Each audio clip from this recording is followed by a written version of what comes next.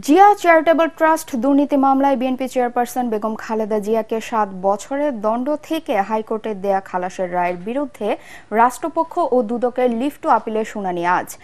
দুদকের আবেদনের প্রেক্ষিতে বিচারপতি আশফাকুল ইসলামের নেতৃত্বাধীন 3 বিচারপতির আপিল বেঞ্চ গতকাল এই আদেশ দেন।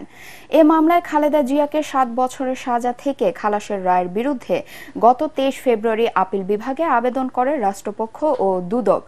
গত 27 নভেম্বর বেগম জিয়াকে 7 বছরের দণ্ড থেকে খালাস দেন হাইকোর্ট।